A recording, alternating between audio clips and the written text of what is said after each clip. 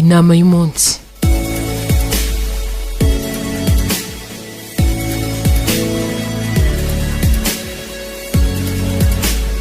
Ibintu bitatu bitagaruka mu buzima: igihe, amagambo arenze ururimi ndetse n'amahirwe.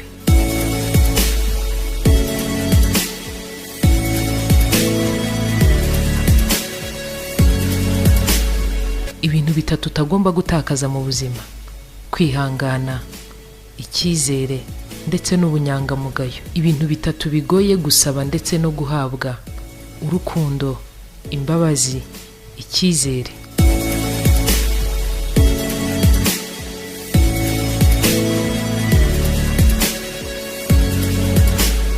Ibintu bitatu bitumye abantu bamarana muri iyi minsi: ubutunzi, amafaranga ndetse n'icyubahiro. Ibintu bitatu bisobanura umuntu, umurimo akora, imyambarire ye ndetse n'abo bagendana.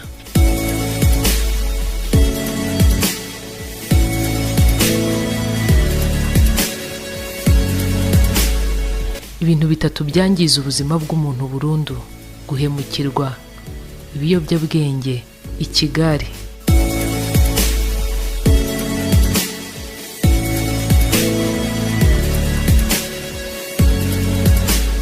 Amagambo atatu agora abantu benshi kuvuga: ndagukunda, ndakubabariye, wampaye ubufasha.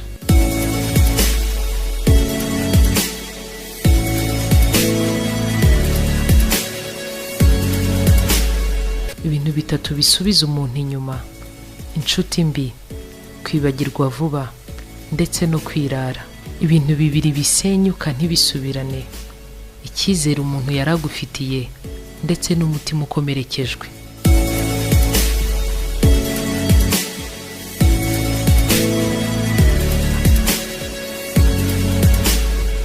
Ibintu bibiri bigura ubusa ariko bigirwa na bake: ukuri ndetse n'imbabazi. Ibintu bibiri bishoboka ariko bigoye kubahiriza: isaha ndetse n'isezerano.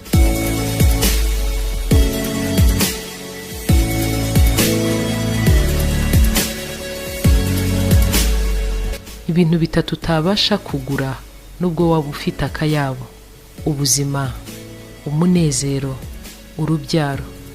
Ibintu bibiri bizanwa n'amafaranga yashira nabyo bikagenda: icyubahiro ndetse n'inshuti.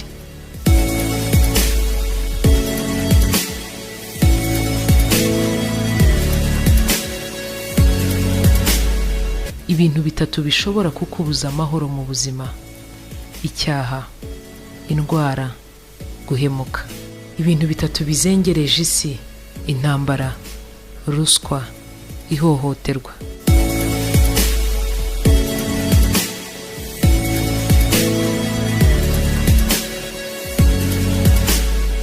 Ibintu bitatu bidashobora kugira aho bikugeza mu buzima: ubunebwe, ubushurashuzi ndetse n'ishyari.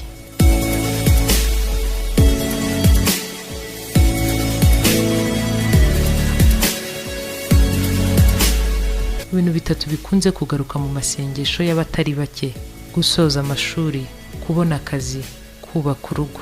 Ibintu bitatu byagufasha guturisha ibitekerezo: gusenga, kuryama ugasinzira, siporo ndetse n'umuziki.